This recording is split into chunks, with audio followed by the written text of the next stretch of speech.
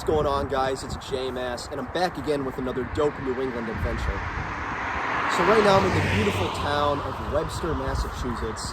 It's a town down in southern Massachusetts, located right nearby the Connecticut border. And in fact, the border is actually right over there, within walking distance. But I'm out here in Webster because they actually have a really cool feature I'm going to be checking out today and showing you guys. It's actually the third largest lake in Massachusetts. But the lake isn't really the weird thing, it's actually the name it has, because this lake has the longest name of any geographic location in the United States. In total, the name of this lake is 45 letters.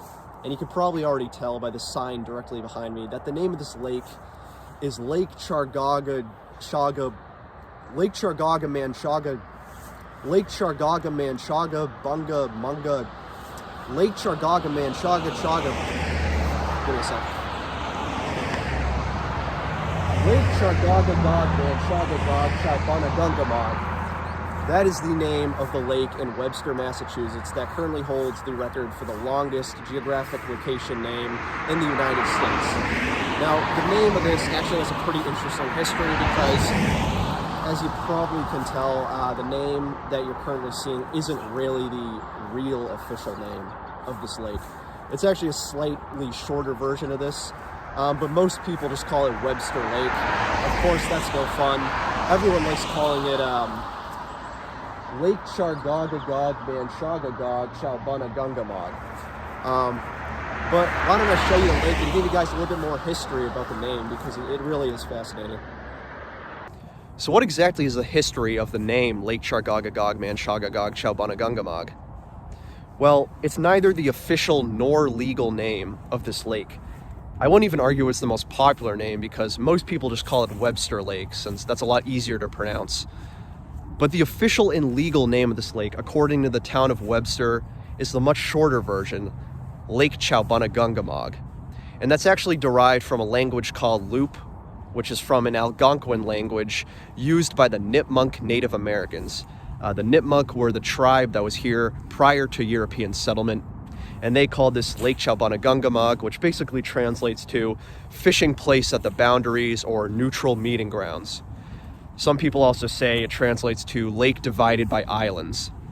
But according to the town of Webster, the official name is Lake Chaubunagungamaug. But the long-term name we know today, Lake Chaubunagungamaug, is actually a fabricated and humorous recreation. It was coined in 1921 by a writer of the Webster Times, which is a local newspaper here in Webster. And the whole point of this name was to just be a funny, humorous mistranslation of the Nipmuck name, which, looking at a modern context, is a little bit controversial, and it actually is a source of controversy among the Nipmuck tribe. But nonetheless, the name that is probably most well known today is Lake Chaubunagungamaug.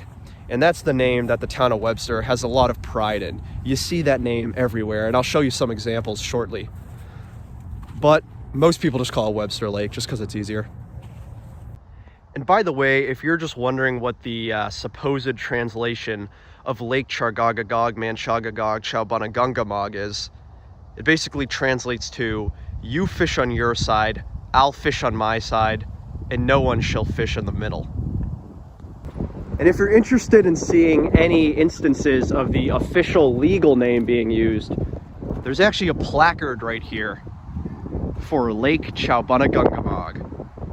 Now obviously this placard is more discussing the European settlement that was here, but it's almost commonly accepted that Chaubunagungamaug was the name used by the Nipmuck tribe and the other tribes of the area. And that's the most commonly accepted one. But of course, the longer 45-word spelling version of the name is the most popular one here in Webster, and you see it plastered everywhere as a source of pride for the town. You can actually see an example of that right here on the side of this bridge for I-395, Lake Chaubunagungamaug. Another kind of funny example of the name of the lake being used here in Webster, as you can see, it's on the roof of the strip mall. Lake Chaubunagungamaug. They have all 45 letters being spelled out on the roof. Pretty cool. Hey, thank you guys again for joining me. I've been J-Mass as always, and this has been another dope New England adventure. Today we checked out the third largest lake in Massachusetts, and it's a lake that has a very unusual name.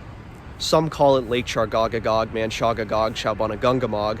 Some call it Chaubunagungamaug, but most people just call it Webster Lake. I mean, I don't blame them. It's hard to pronounce. But nonetheless, that was a really cool lake name I wanted to show you guys. Just a weird little piece of Massachusetts history. But anyways, feel free to follow me on Instagram at JMassOfficial. That's at JMassOfficial.